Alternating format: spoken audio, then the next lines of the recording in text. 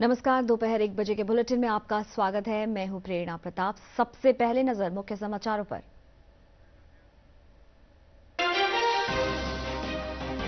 संसद भवन पर हुए आतंकी हमले की 22वीं बरसी आज। उपराष्ट्रपति, प्रधानमंत्री समेत कई नेताओं ने शहीद जवानों को दी श्रद्धांजलि। विकसित भारत संकल्प यात्रा के रथ प्रदेश भर में कर रहे हैं भ्रमण। लाभार्थियों के बीच कल्याणकारी कार्यक्रमों की दी जा रही है जानकारी। महावीर कैंसर संस्थान पटना के 25 वर्ष पूरे होने पर सिल्वर जुबली कार्यक्रम का किया गया आयोजन।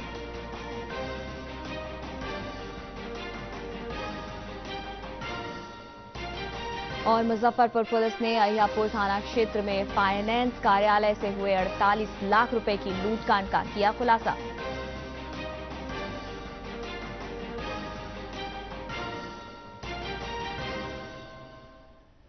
और अब खबरें विस्तार से। संसद भवन पर हुए आतंकी हमले की आज 22वीं बरसी है। आतंकवादी संगठनों लश्कर-ए-तैयबा और जैश-ए-मोहम्मद के आतंकवादियों ने 13 दिसंबर 2001 में संसद परिसर में हमला किया था, जिसमें 9 लोग शहीद हुए थे। सुरक्षा बलों ने 5 आतंकवादियों को मार गिराया था। एक रिपोर्ट। ये वही तारीख है जब भारतीय लोकतंत्र के मंदिर संसद पर हमला हुआ था। 13 दिसंबर 2001 को संसद की कार्रवाई सामान्य रूप से चल रही थी। सुबह करीब 11:20 पर एक सफेद एम्बेसडर कार संसद भवन और गृह मंत्रालय के फर्जी स्टिकर के साथ सुरक्षा बैरियर को पार करते हुए संसद भवन परिसर में पहुंचती है और कार में मौजूद लश्कर-ए-तैयबा और जैश-ए-मोहम्मद के 5 आतंकवादी AK-47 और हैंड ग्रेनेड से अंधाधुंध गोलीबारी शुरू कर देते हैं, जिसमें सीआरपीएफ की एक महिला कांस्टेबल सहित 6 पुलिसकर्मी और 3 संसद भवन कर्मी शहीद हो गए, जबकि 15 कर्मी घायल हुए। हालांकि सुरक्षा बलों ने 5 आतंकियों को ढेर कर दिया। हमले के समय संसद के अंदर 100 से अधिक सांसद मौजूद थे। इस आतंकी हमले की साजिश के पीछे मोहम्मद अफजल गुरु, SAR गिलानी और शौकत हुसैन सहित पाकिस्तानी खुफिया एजेंसी का हाथ था। कुछ ही दिनों में दिल्ली पुलिस की स्पेशल सेल ने 4 लोगों को गिरफ्तार किया, जिन्हें इस्तेमाल की गई कार और सेलफोन रिकॉर्ड से संबंधित सुरागों की मदद से ट्रैक किया गया। इन चारों को दिल्ली की पोटा अदालत द्वारा 16 दिसंबर 2002 को दोषी करार दिया गया। हमले के मुख्य साजिशकर्ता अफजल गुरु को 9 फरवरी 2013 को दिल्ली की तिहाड़ जेल में फांसी दे दी गई। इस हमले के बाद संसद की सुरक्षा को और मजबूत करते हुए कुछ विशेष उपाय किए गए। संसद भवन पर हुए आतंकी हमले की 22वीं बरसी के मौके पर संसद भवन में उपराष्ट्रपति जगदीप धनखड़, प्रधानमंत्री नरेंद्र मोदी समेत कई नेताओं ने हमले में शहीद हुए जवानों को याद करते हुए श्रद्धांजलि अर्पित की। प्रधानमंत्री नरेंद्र मोदी ने सुरक्षा कर्मियों को श्रद्धांजलि देते हुए कहा कि देश उनके साहस और बलिदान को हमेशा याद रखेगा।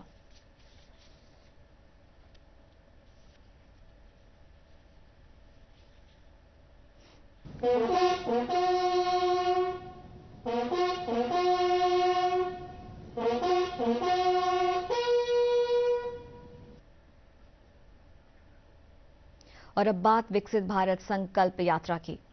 इस अभियान के तहत जागरूकता रथ प्रदेश के विभिन्न जिलों में पहुंच रहा है।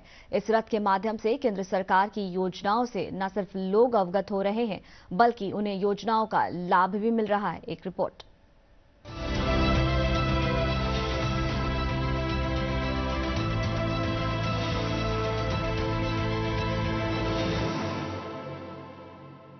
विकसित भारत संकल्प यात्रा का रथ गांव-गांव जाकर लोगों को केंद्रीय योजनाओं की जानकारी दे रहा है। नालंदा जिले के सिलाव प्रखंड की बड़ाकर पंचायत के लोगों ने रथ के माध्यम से भारत सरकार की योजनाओं के बारे में जानकारी ली।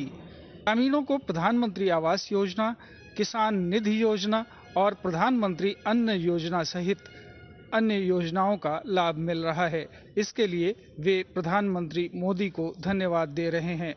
को गैस सिलेंडर भी मिला है और पैसा भी मिलता है 2000 वाला, और मोदी जी को धन्यवाद। लकड़ी में खाना पकाते थे, अब गैस सिलेंडर BPL में मिल रहा है। मोदी जी को धन्यवाद। आयुष्मान भारत के तरफ से कार्ड मिला है जो 5 लाख को इलाज कराने के दौरान इलाज के लिए मिलता है। इसके तरफ से मैं मोदी जी को बहुत बहुत धन्यवाद कहेंगे। वहीं मुजफ्फरपुर जिले के मुशहरी प्रखंड के अंतर्गत शहरी क्षेत्र वार्ड नंबर 16 स्थित लकड़ी ढही मोहल्ला में विकसित भारत संकल्प यात्रा का रथ पहुंचा। लाभार्थी मालती देवी को उज्ज्वला योजना के तहत गैस कनेक्शन मिला है। इससे वो काफी खुश हैं और प्रधानमंत्री को धन्यवाद दे रही हैं। इनकी तो मोटियो तेल नहीं मिलता है कई साल से, सब कुछ से फायदा है। तो इसके लिए किसी को धन्यवाद देंगे। हाँ, धन्यवाद। रोहतास जिले के विक्रमगंज अनुमंडल के दावथ, सासाराम अनुमंडल के कोचस और डेहरी अनुमंडल के रोहतास प्रखंड में प्रचार वाहन का आगमन हुआ। इस दौरान लाभार्थी अमरावती देवी को विभिन्न योजनाओं का फायदा पहुंचा है, जिसके लिए उन्होंने प्रधानमंत्री नरेंद्र मोदी का आभार व्यक्त किया। तपस्या निवासी रहने वाला हमके गैस मिलल बा, पैखाना मिलल बा, किसान के 2000 रुपया मालिक के मिला तरमन के अवधाना है, आभारी है। मोदी की गारंटी वाला रथ जहां भी जा रहा है, लोग न सिर्फ केंद्रीय योजनाओं से अवगत हो रहे हैं बल्कि उसका लाभ भी उठा रहे हैं। ब्यूरो रिपोर्ट, दूरदर्शन समाचार, पटना। इसी कड़ी में विकसित भारत संकल्प यात्रा रथ बांका जिले के बराहट प्रखंड के गोरधावर पंचायत पहुंचा, जहां लाभार्थियों और जनता के बीच संकल्प विकसित भारत का कैलेंडर भी बांटा गया। लोगों के बीच केंद्रीय कल्याणकारी योजनाओं जैसे विश्वकर्मा योजना, उज्ज्वला योजना और ड्रोन द्वारा तकनीकी खेती के बारे में भी जानकारी दी गई।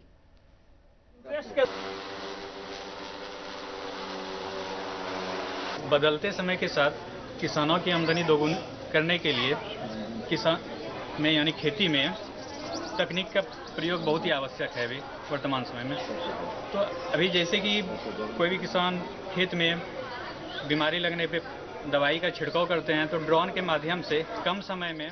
पहले स्थिति था क्या, धुआं से गौठा से खाना बनाते थे तो धुआं से आंख खराब हो जाता है, बच्चा को सही टाइम से स्कूल नहीं भेज पाते हैं। अभी यही हुआ कि उजाला जो मिला है, अभी बच्चा को सही टाइम से स्कूल भेज देते हैं, अंक सब अच्छा रहता है। महावीर कैंसर संस्थान पटना के 25 वर्ष पूरे होने पर सिल्वर जुबली कार्यक्रम का आयोजन किया गया। इस मौके पर महावीर कैंसर संस्थान के संस्थापक आचार्य किशोर कुणाल ने बताया कि इस संस्थान में अब तक हजारों की संख्या में कैंसर पीड़ित मरीजों की निःशुल्क चिकित्सा कर उन्हें जीवन प्रदान किया गया है। वहीं कार्यक्रम में मुख्य अतिथि के रूप में शामिल हुए राज्यपाल राजेंद्र विश्वनाथ आर्लेकर ने कहा कि दुनिया का सबसे बड़ा धर्म और कर्म मरीजों की सेवा करना है। पवन पुत्र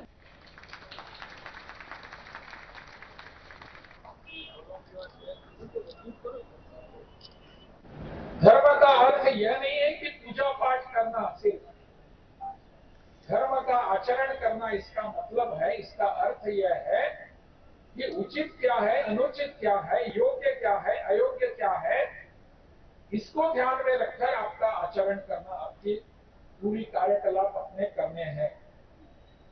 इसलिए धर्म को जो मानता है, अपने जीवन में अहम स्थान देता है, वही लोग श्रद्धावान होते हैं, और जो श्रद्धावान होते हैं तो इतना बड़ा ऐसा काम कर सकते हैं, अन्यथा किसी की होती नहीं। कसौटी क्या है, उसकी सफलता की कसौटी क्या है, क्या गरीब मरीजों के लिए कितना कर रहे हैं, ये सबसे बड़ी कसौटी है। और महावीर मंदिर की ओर से बार बार यही निर्देश या सलाह दी जाती है कि असली कसौटी वही है कि कोई भी व्यक्ति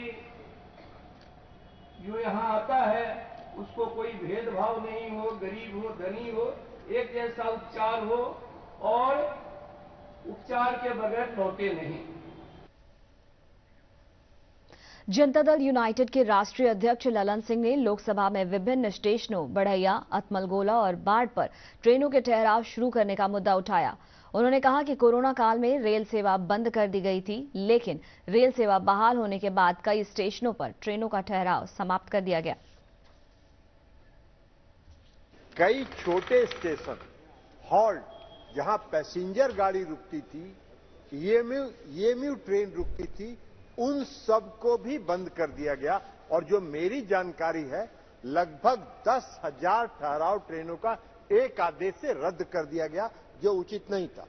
तो इसलिए हम आपसे मांग करते हैं कि बढ़िया में, बाढ़ में, अथमल गोला में जो महत्वपूर्ण ट्रेनों का ठहराव कोरोना काल के पहले था, या जो छोटे स्टेशन बंसीपुर, कुंदर हॉल्ट में जो ईएमयू और पैसेंजर ट्रेनों का ठहराव था, उसको पुनः बहाल किया जाए ताकि वहां के लोगों को लाभ मिल सके।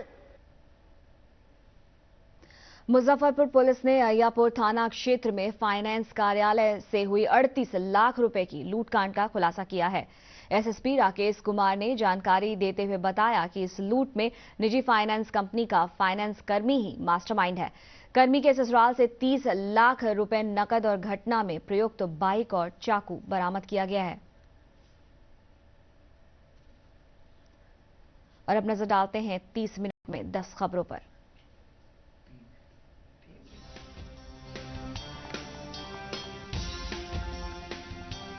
भाजपा के वरिष्ठ नेता मोहन यादव को आज भोपाल में मध्य प्रदेश के मुख्यमंत्री के रूप में शपथ दिलाई गई। कार्यक्रम में प्रधानमंत्री नरेंद्र मोदी भी हुए शामिल।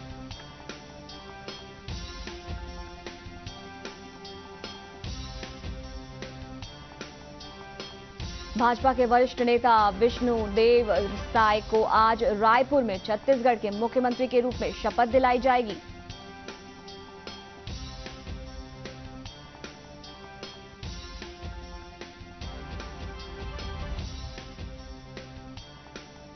केंद्र सरकार ने राष्ट्रीय आपदा राहत कोष से गुजरात को 338 करोड़ रुपए और हिमाचल प्रदेश को 634 करोड़ रुपए से अधिक की वित्तीय सहायता स्वीकृत की।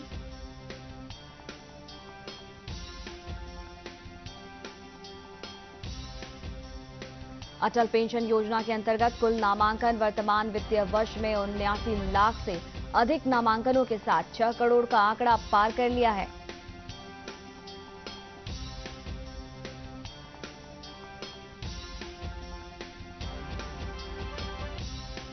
सरकार ने कहा है कि इस वर्ष जून तक लगभग 54 करोड़ 68 लाख स्थायी अकाउंट नंबर पैन आधार कार्ड से जोड़े गए हैं।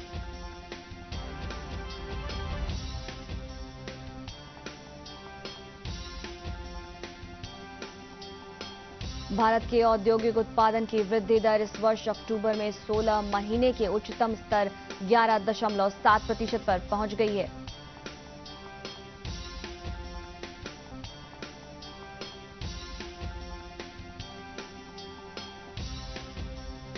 प्रदेश की ग्राम पंचायतों को छठे राज्य वित्त आयोग की अनुशंसा पर वर्ष 2023-24 में 6,500 करोड़ रुपए मिलेंगे।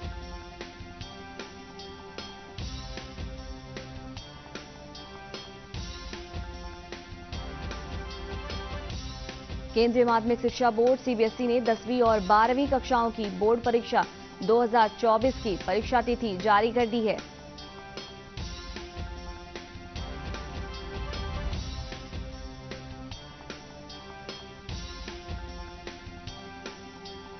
बारहवीं की परीक्षाएं 15 फरवरी से 2 अप्रैल तक होंगी, जबकि 10वीं की परीक्षाएं 15 फरवरी से 13 मार्च तक चलेंगी। दोनों कक्षाओं की परीक्षाएं 2 पाली में होंगी।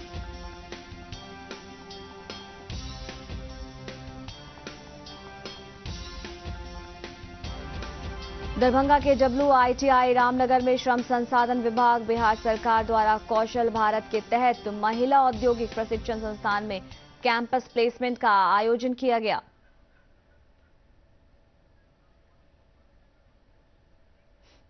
और अंत में मुख्य समाचार एक बार फिर। संसद भवन पर हुए आतंकी हमले की 22वीं बरसी आज उपराष्ट्रपति प्रधानमंत्री समेत कई नेताओं ने शहीद जवानों को दी श्रद्धांजलि। विकसित भारत संकल्प यात्रा के रथ प्रदेश भर में कर रहे हैं भ्रमण। लाभार्थियों के बीच कल्याणकारी कार्यक्रमों की दी जा रही है जानकारी।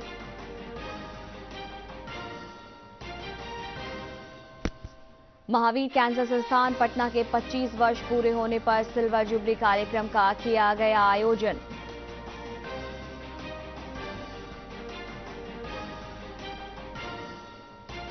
और मुजफ्फरपुर पुलिस ने अहियापुर थाना क्षेत्र में फाइनेंस कार्यालय से हुए 48 लाख रुपए की लूटकांड का किया खुलासा।